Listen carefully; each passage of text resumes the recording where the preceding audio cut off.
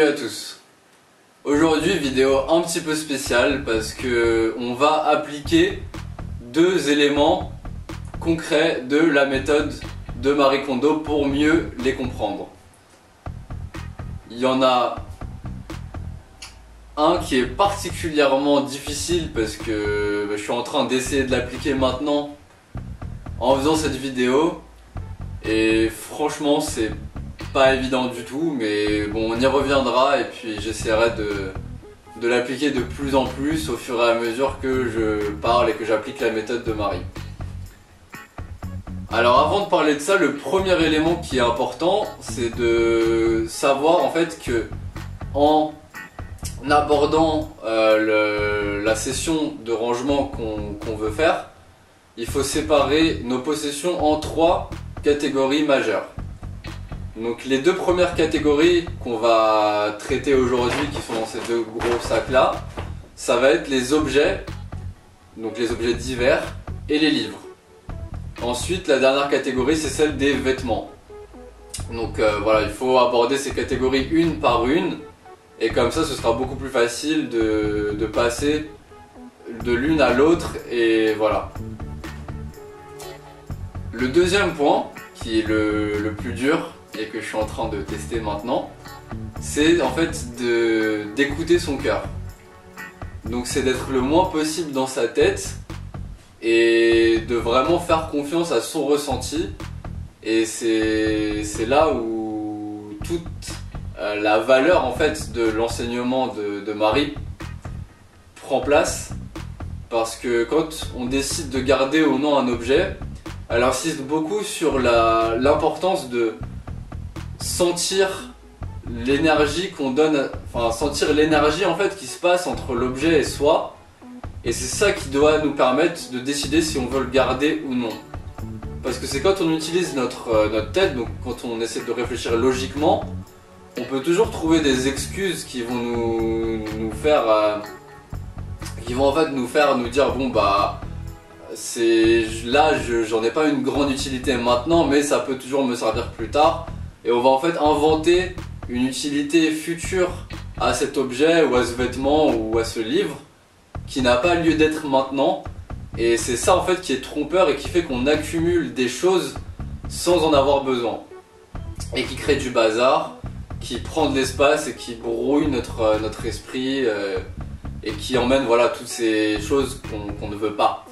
Parce que nous ce qu'on veut c'est avancer. Donc ça c'est la raison pour laquelle il est plus sage et beaucoup plus utile d'écouter son cœur. Et maintenant ce qui est difficile en fait c'est l'application même d'écouter son cœur. Donc de faire abstraction de ce qu'on a dans la tête pour ressentir les choses. Et là pour la première fois en fait j'ai pas préparé de script. Et je me suis dit que l'idéal pour appliquer cette méthode, ce serait de faire la vidéo entière basée sur ça. C'est-à-dire que je me suis basé sur mon ressenti. Et là j'essaye au maximum de dire ce qui me passe, du coup pas par la tête, mais j'essaie juste de parler, d'échanger avec la caméra, donc avec vous. Et voilà, en essayant au maximum de ne pas réfléchir. C'est dur, mais voilà. Alors, maintenant, si on essaie d'appliquer ça concrètement, qu'est-ce que ça donne? Donc je vais ouvrir ce sac. Et dedans, en fait, comme je l'ai dit, j'ai tous mes livres, etc. Donc je vais prendre le premier, qui est celui-ci. Donc ça, c'est un manga. Ce que je vais mettre de ce côté-là, c'est ce que je vais jeter. Et ce que je vais mettre de ce côté-là, c'est ce que je vais garder. Et là, concrètement, en fait, je sens que j'ai même pas besoin de réfléchir. Voilà. J'ai pas envie de le lire maintenant, j'aurais pas envie de le lire plus tard, je jette.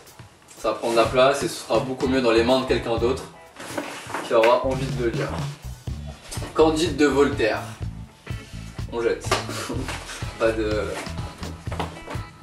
Lettre à Lucius de Sénèque. Alors ça, c'est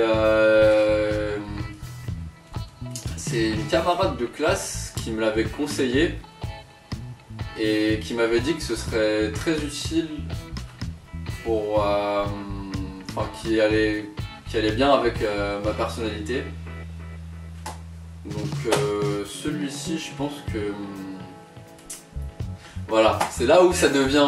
Voilà, là je suis en train de réfléchir avec ma tête. Est-ce que, voilà, j'ai ce truc qui me dit, oui, bon bah voilà, j'avais prévu quelque part de le lire, je peux toujours le lire plus tard, qu'est-ce qui fait que je vais pas le lire ou pas? Je réfléchis, je me pose des questions. Donc voilà, le but là, ça va être vraiment, et c'est là le premier challenge qui se pose en fait, ça va être de se poser et d'essayer de ressentir, est-ce que je vais le jeter ou le garder? Ma tête, comme vous avez pu le constater et comme je peux le constater moi-même, elle était vraiment centrée sur le fait de garder. Donc c'était ouais bah franchement je vais le lire, machin. Maintenant je vais essayer de ressentir un petit peu. Non, je jette. Marc Lévy, je jette. Eragon, le deuxième qui a bercé mon enfance. Bah ça c'est pour moi, bon j'essaie d'analyser mais là en fait je sais que je vais le jeter donc voilà, je vais vous expliquer un petit peu aussi la particularité de celui-ci par rapport aux autres. Ça c'est ce que ça représente en fait, ça représente un bon souvenir. Donc c'est ça qui va poser peut-être un petit peu de problème, ça va être de se dire voilà, ça a une valeur affective parce que c'est quelque chose qui a été très important dans mon enfance. Mais là ce qu'il faut voir concrètement c'est que ça n'a plus d'intérêt que je le garde et encore une fois il sera mieux dans la main de quelqu'un d'autre qui sera en train de faire quelque chose de créatif, donc de concret, donc de le lire ou de voilà, plutôt que je le laisse pourrir dans mon étagère parce que quand je l'ai dans ma main il me rappelle un bon souvenir d'enfance, mais en soi quand je le vois dans ma bibliothèque je m'en fiche quoi. Enfin c'est pas, je sais pas à chaque fois que je le vois où je me rappelle des bons souvenirs, c'est juste ma, voilà, c'est pas quelque chose qui m'est utile donc je jette.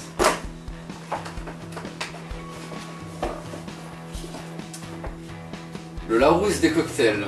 Alors là on en vient encore une fois à quelque chose de spécial, qui est que c'est un cadeau offert par mon cousin à qui je fais des gros bisous s'il me regarde. Donc voilà, là c'est quelque chose de encore autre chose. Donc c'est un cadeau, ça représente une valeur encore supplémentaire par rapport à la valeur propre du livre. C'est qu'il y a quelque chose de voilà, d'affectif, on me l'a offert et donc bon bah, vu que c'est quelque chose d'offert, l'idéal ce serait de le garder.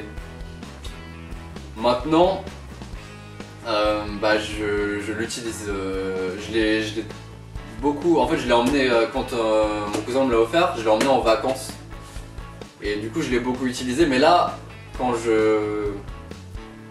j'essaie vraiment de donner une valeur utile à ce livre, je la vois pas.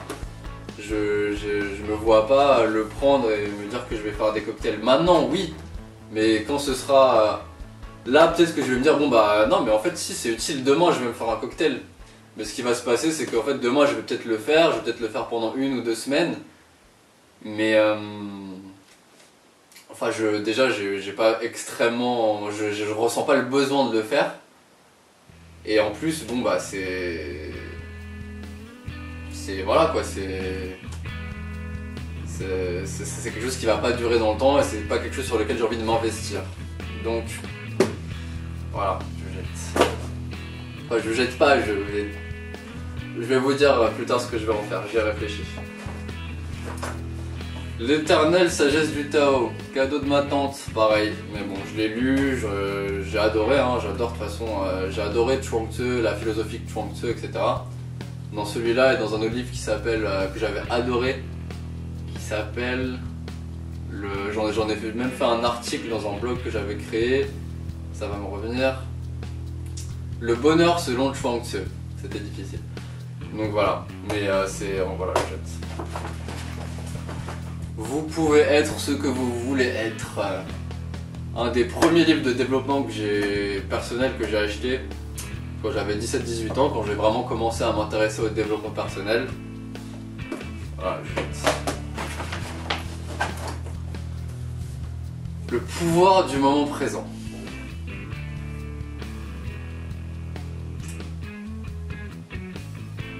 J'ai envie de le garder, mais parce que c'est un livre qui m'a beaucoup aidé. Celui-là, vraiment, si vous vous intéressez au développement personnel, ou même si dans une règle générale, vous voulez, vous avez envie d'améliorer votre vie, c'est un livre que voilà, il faut. Je pense qu'il faut vraiment l'avoir lu. C'est une sorte de must-have du développement personnel. Mais voilà, je l'ai déjà lu, et là, je suis vraiment dans une démarche d'action plus que de réflexion. Et putain, ça me fait mal. Et donc voilà, voilà. Là, tout de suite, je vois pas l'utilité et je sais que je pourrais. Si vraiment je ressens le besoin de lire, je le lirai dans une bibliothèque ou quelque chose comme ça, mais là, ça sera pas utile. Alors ça, on réfléchit pas. Le labyrinthe, on jette. Ah, bah voilà. J'en parlais, il était juste en dessous, le petit coquin. Le bonheur selon Chuang Tzu, très bon livre aussi, je vous le conseille, mais voilà, je l'ai déjà lu, j'ai même fait un article dessus, donc je pense que j'ai exploité tout ce que je pouvais de ce livre, donc c'est marrant. Hop là. Boussole, non. La magie, le secret, la magie, ça pareil, c'est... Je considérerais pas ça comme un must-have ou comme quelque chose qui est vraiment... c'est vraiment le livre dont toutes les personnes avec qui je parle de développement personnel et qui s'y intéressent, c'est 85% des personnes à qui je parle de ça m'ont dit qu'ils ont commencé par ce livre-là. C'est pas mon cas, mais bon, du coup, ça donne quand même assez envie de le feuilleter. C'est pas un livre qui m'a parlé personnellement. C'est pas quelque chose... je comprends les gens qui ont trouvé du sens fort à ce livre-là. Mais moi, c'est pas quelque chose qui m'a parlé et c'est pas... voilà. C'est...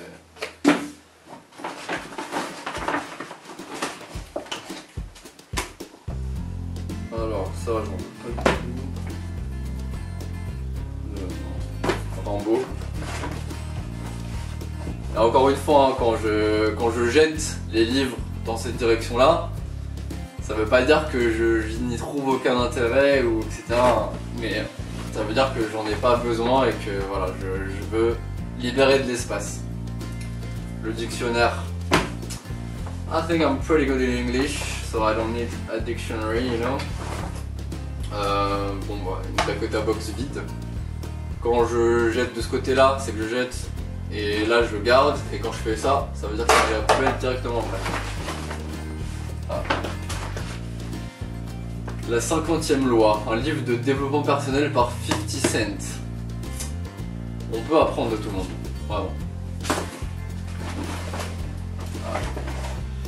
Comme par magie, un livre très récent, très cool. Et ouais, c'est quand j'ai commencé cet été, avant de faire ma chaîne YouTube, à m'intéresser à la créativité et donc à créer du contenu. Vivre sa créativité sans la craindre. Donc il m'a beaucoup aidé dans ma décision de créer une chaîne YouTube. Mais voilà, comme l'autre, j'ai un petit peu voilà, pris tout ce que j'avais à apprendre. Et je pense que j'ai plus besoin de celui-là. Le tour du chat, pareil, c'est un cadeau, mais je le lis pas, je le lis jamais. Donc voilà, ça sera... François Rabelais, Gargantua, on laisse. Ça, je vais... Bon, il est... Je vais le jeter. Le trône de fer. Boum. C'est quoi ça?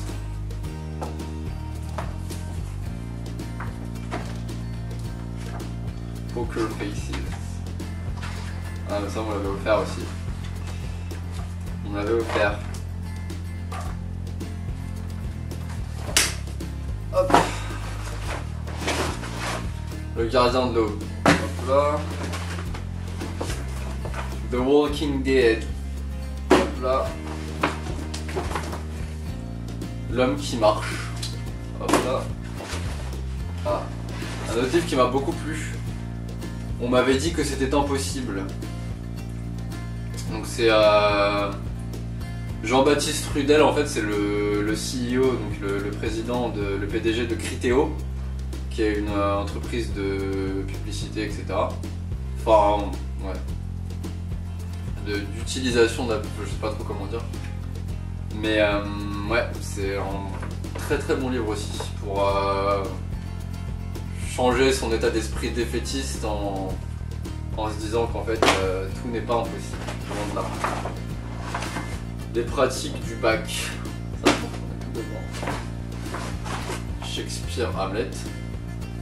Ah, il y a autre chose aussi qui est assez important. Je reprends les pratiques du bac pour expliquer ça.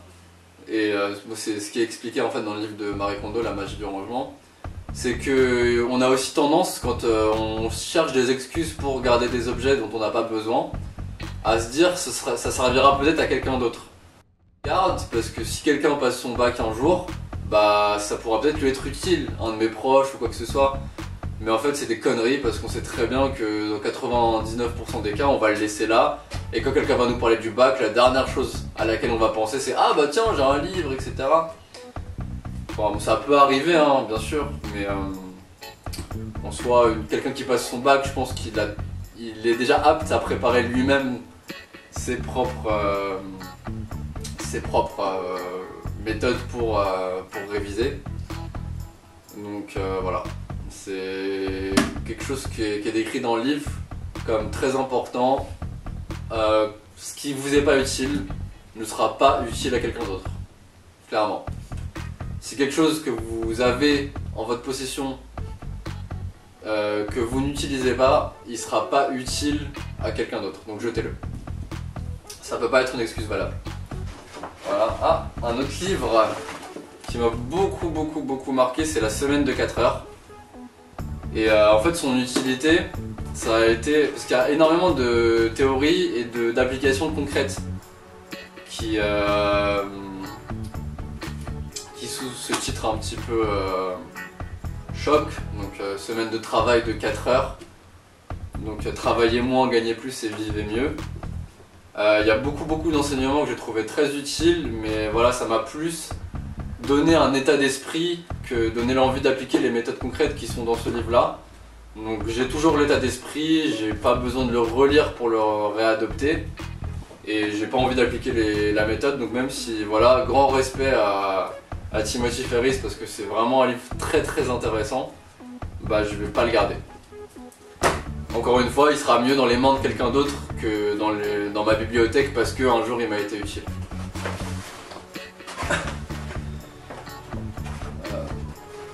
Carte postale.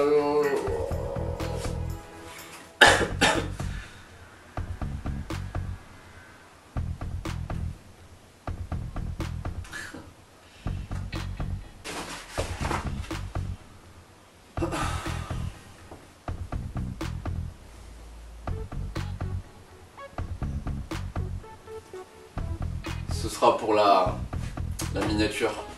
Parce que j'ai déjà pensé au titre de la vidéo. Et je trouve que ça va plutôt bien. Ça. Hop. Ah. Ça c'est ma petite nièce. Donc ça je le garde. Voilà, pas de question.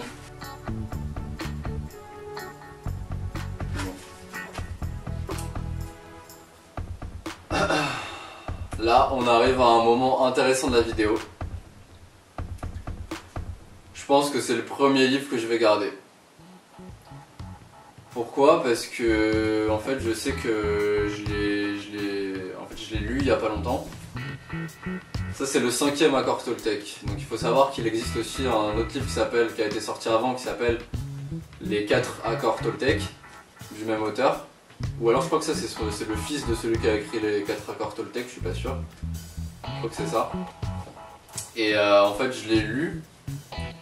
Et il y a une phrase qui, à chaque fois que je pense à ce livre, et ça m'arrive, qui me revient en fait tout le temps. C'est quand vous relirez ce livre, vous ne verrez pas les choses de la même manière. Et en règle générale, c'est un livre qui m'a fait ressentir des choses assez puissantes.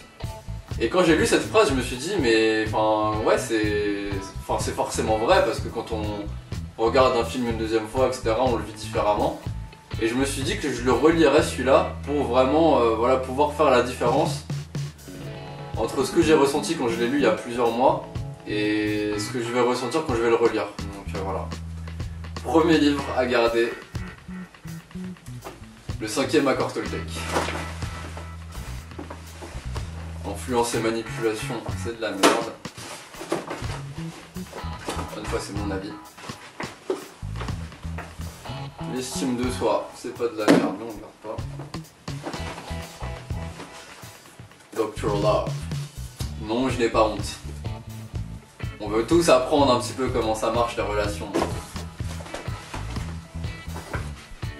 Harry Potter. Ah. Un autre livre que j'ai kiffé, que j'ai adoré, Wired to Create. Donc on est fait pour créer. Et voilà, c'est en anglais, je l'ai acheté quand j'étais à San Francisco. C'est vraiment un livre de fou. Donc voilà, on est fait pour créer. Je crois que ça existe, je sais pas si ça existe en français ou pas. Mais j'ai appris énormément de choses grâce à ce livre. Et encore une fois, c'était cet été, donc c'est celui-là avec l'autre là dont je vous avais parlé, qui est sur la créativité. C'est deux livres qui m'ont vraiment donné envie de créer ma chaîne YouTube. Et maintenant la question, c'est est-ce que je le garde ou pas?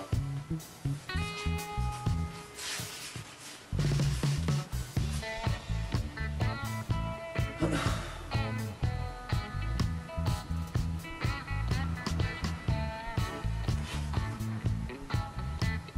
je vais le garder. Celui-là, je le garde aussi. Je sens qu'il me sera utile. C'est pas... celui-là, je vais le relire. Surtout qu'en fait, le fait d'avoir vraiment séparé et en fait, de vider tout le reste et de garder que cela, je sais que ça va mettre de la lumière sur cela, que du coup, ça va être beaucoup plus facile pour moi d'y faire attention. Et c'est un petit peu comme l'autre, j'ai vraiment envie de le relire. Pas vraiment dans un sens où qu'est-ce que je vais ressentir par rapport à la première fois que je l'ai lu, mais comment est-ce que ma vision des choses a changé. Enfin, ça, je l'ai lu en fait avant de créer ma chaîne et j'ai envie de le relire plus tard, une fois que j'aurai avancé et que j'aurai appliqué en fait plusieurs éléments de ce qui est conseillé dans ce livre, et on verra. Je suis curieux, donc je vais le faire. Le trône de fer. Ça aussi, Transurfing, c'est une méthode en fait qui s'appelle Transurfing, qui a été inventée par Vadim Zeland, qui est un physicien quantique russe et qui s'est intéressé en fait à l'application en fait de méthodes quantiques pour le développement personnel. Et malgré la difficulté que ça peut représenter dans notre tête, le quantique, parce que bon, moi je suis pas du tout scientifique, donc quand j'ai vu ça, je me suis dit mais comment ça va m'aider? Il en fait vraiment quelque chose de très simple, il l'explique très simplement mais très en détail, donc c'est très facile de tout comprendre. Et en plus, franchement c'est une bombe, celui-là, si vous le lisez, c'est une bombe. Ça va faire boum. Enfin, dans votre tête surtout, ça va faire boum, vous allez comprendre plein de choses et je le conseille vraiment. Mais voilà, je vais, moi, encore une fois, il a déjà fait boum dans ma tête et je pense que je vais voilà.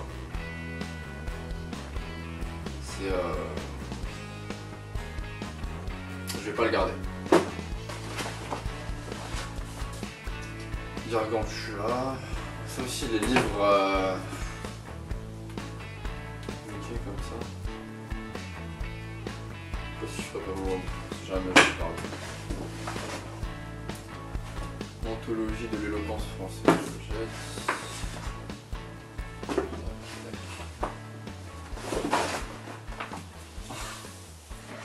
Ça je jette, je jette. Vraiment ça je jette. Voilà. Je sais pas s'il y en a qui vont comprendre ou pas. Eragon, j'en ai déjà parlé. Souvenir d'enfance, mais ça sera plus utile d'après moi. Des cartes, on va. Là on arrive à la fin. Walking Dead, SVT première S. Et mini dictionnaire espagnol. Yo hablo español muy bien. No necesito eso. Et une clé USB. Ah, ça peut toujours être utile là. Non, je vais la garder quand même. Voilà.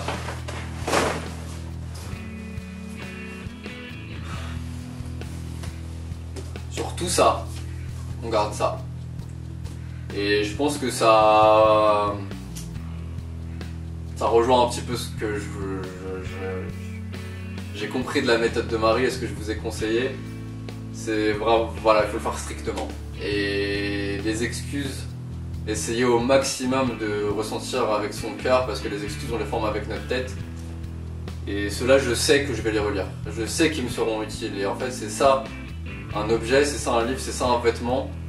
Il est bénéfique pour nous quand il est utile, ou quand il va l'être, et tout le reste, malgré la valeur... Bon, ça a coupé. La caméra ne prend que 30 minutes de vidéo. Et donc voilà. Qu'est-ce que je disais déjà? Je disais que voilà, malgré les valeurs sentimentales, affectives et pratiques que j'accordais aux objets, bah voilà, c'est quand même quelque chose qu'il faut dépasser. Et c'est vraiment en essayant de ressentir les choses qu'on sait en fait si on va les réutiliser ou pas. Et si, enfin voilà, on peut toujours se tromper, et c'est ça qui est intéressant, c'est que si on se trompe, bah ça coûte rien en final de se dire bon bah voilà, celui-là en fait je l'ai jeté mais je voulais vraiment le lire, donc bon bah qu'est-ce que je fais, je vais aller en acquérir un autre en fait. Et je pense que c'est au contraire, c'est une démarche où il faut plus jeter que garder, comme ça on sait. On est plus susceptible de savoir ce dont on a vraiment besoin. Donc je pense que j'ai un petit peu parlé de tout ce que je pouvais élaborer par rapport à tout ça.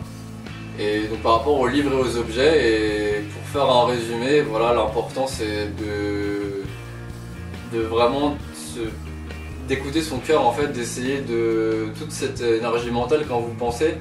Essayez consciemment et physiquement même un petit peu, de la mettre là.